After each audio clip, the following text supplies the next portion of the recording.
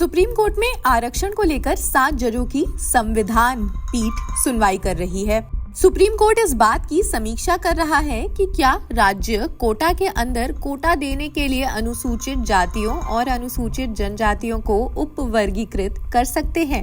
इसे लेकर बुधवार को सुप्रीम कोर्ट ने कहा कि सभी अनुसूचित जाति यानी एससी और अनुसूचित जनजाति एसटी अपने सामाजिक, आर्थिक, शैक्षणिक और सामाजिक दर्जे के हिसाब से बराबर नहीं हो सकते।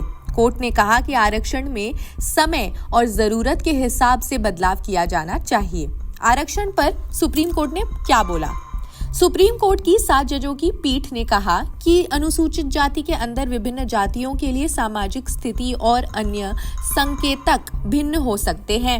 इसलिए सामाजिक और आर्थिक पिछड़ेपन की डिग्री एक व्यक्ति या जाति से दूसरे व्यक्ति में भिन्न हो सकती है। सुनवाई के दौरान चीफ जस्टिस DY चंद्रचूड़ की अध्यक्षता वाली 7 जज की संविधान पीठ ने 23 याचिकाओं पर सुनवाई करते हुए कहा कि वे SC/ST एक निश्चित उद्देश्य के लिए एक वर्ग हो सकते हैं, लेकिन वे सभी उद्देश्य के लिए एक वर्ग नहीं हो सकते। बता दें कि कोर्ट इस बात की समीक्षा कर रहा है कि क्या राज्य सरकार को शैक्षणिक संस्थानों में प्रवेश और सरकारी नौकरियों में आरक्षण देने के लिए अनुसूचित जातियों और अनुसूचित जनजातियों में उपवर्गीकरण करने का अधिकार है या नहीं। केंद्र की ओर से पेश सॉलिसिटर जनरल तुषार मेहता ने संविधान पीठ के समक्ष EV चिन्नैया बनाम आंध्र प्रदेश सरकार के मामले में सुप्रीम कोर्ट के 5 जजों के संविधान पीठ के 2004 के फैसले के निष्कर्षों का विरोध किया। उन्होंने कहा कि ये राज्य को आरक्षण के क्षेत्र को उचित रूप से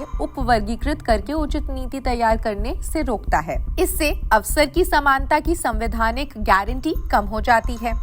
सॉलिसिटर जनरल ने कोटा के भीतर कोटा का समर्थन करते हुए पीठ से ये भी कहा कि केंद्र सरकार सैकड़ों वर्षों से भेदभाव झेल रहे लोगों को समानता दिलाने के लिए सकारात्मक कार्रवाई के उपाय के रूप में पिछड़े वर्गों के लिए आरक्षण की घोषित नीति के लिए प्रतिबद्ध है।